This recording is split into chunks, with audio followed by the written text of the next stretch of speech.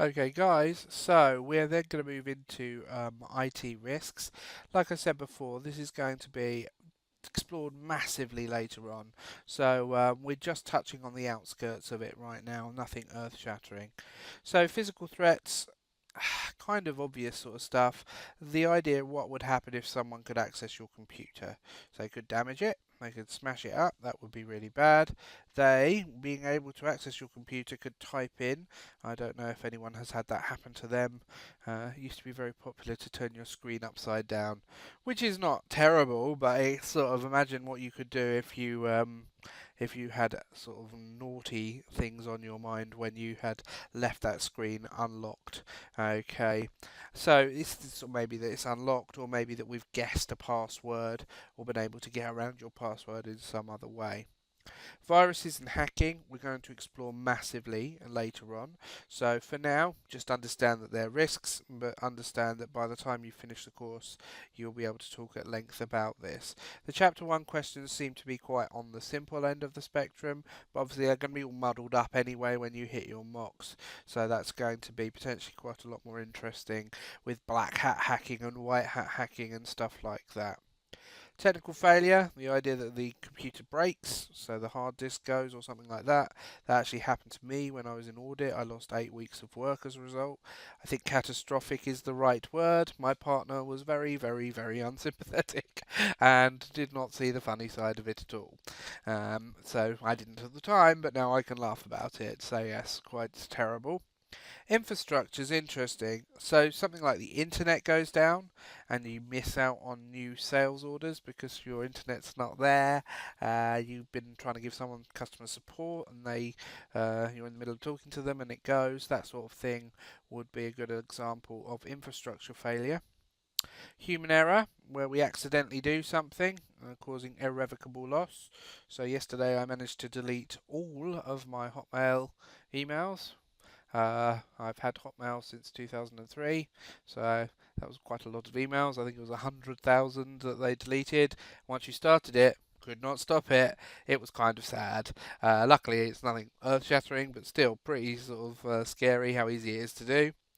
Theft, I'm not really going to go into details. I'm going to assume we know that one. And then business interruption. Fire or flood, maybe. So the idea that perhaps your infrastructure can't cope with that. IT, hopefully you'd have laptops that will be taken away, and so on and so forth.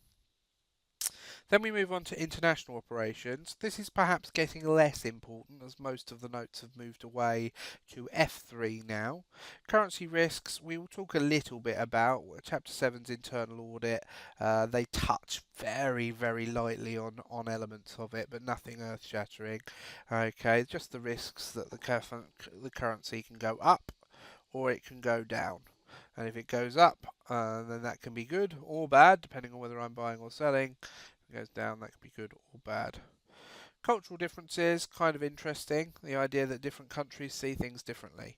Okay, Vauxhall's Nova was renamed in Spain because Nova means no go.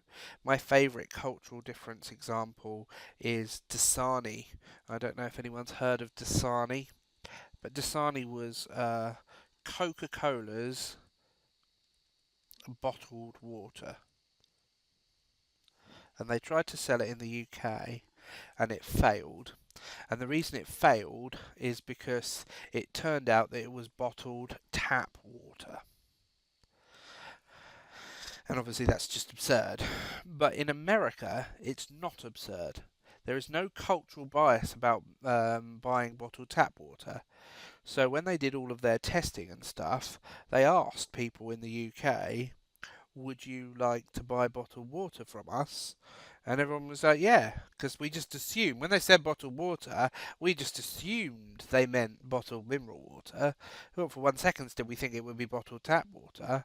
And then it came out that that's what it was, and the Americans were like, yeah, well, obviously, that's what we mean. If we meant mineral water, we would have said, would you drink our mineral water? And we didn't, we said bottled water. And yeah, they lost millions and millions and millions of pounds simply because no one thought to even ask. But culturally, we were different in terms of the way we viewed our water consumption. So hugely important, just for the want of a single word. So that's quite interesting. Transit risk, the idea that it takes time to go from country to country, so it's longer time, which is going to put more pressure on your cash flows, and on top of that, more chances that things go wrong. Okay, you get damage or something like that. Credit risk is the risk that we don't have our customers pay our debts. That's not an international thing, that's just a worldwide thing. Every country, every customer has credit risk associated with them. It's just that much harder to do a credit check on an overseas customer. So that's the problem there.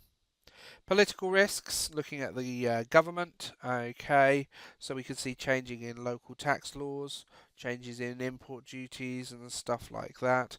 So anything along those sort of lines would cause big impacts to the country's uh, sort of um, sort of impact in terms of how companies work. Losses from expropriation or nationalisation, where the government takes over your company or just turns it into a national firm, so you aren't owning it anymore. Exchange controls and quotas, so basically restricting how much you can bring into the country, or how much money you can bring in, or what exchange rate you can pay on it. Local ownership. My wife is Sri Lankan. For a long time, we were looking at buying a property in Sri Lanka.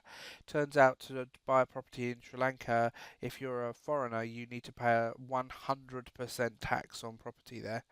So we would have had to have gotten one of her family members there to buy it through on our behalf, because she doesn't have a Sri Lankan passport anymore. Um, in places like Dubai, for example, you cannot operate unless you have an Emirati uh, who is essentially running the company. So that makes it very hard for other people to go there and set up businesses. Riots, civil war, terrorism, obvious risks. Okay, reputational damage or boycotts on firms, and then obviously discrimination. People don't want to use your overseas firm; they'd rather stay national. In terms of how we can manage those risks, okay, we can consider a number of things. So we can outsource the analysis to an advisory firm and see what they think of it. We could develop relations with the governments and communities to get a feel for it. If the government likes us, then they're most likely to try and penalise us. If the community likes us, they're less likely to perhaps ban our products or boycott our products. Take out some insurance, so get some help from an insurance firm to pay us out if we don't get there. Understand what we're doing, understand the laws, understand the regulations, and to understand the rivalries, understand the instability in the country. Do a profit share agreement with the government, so then they want you to succeed because they're going to get more money, or structure through joint ventures or local resources.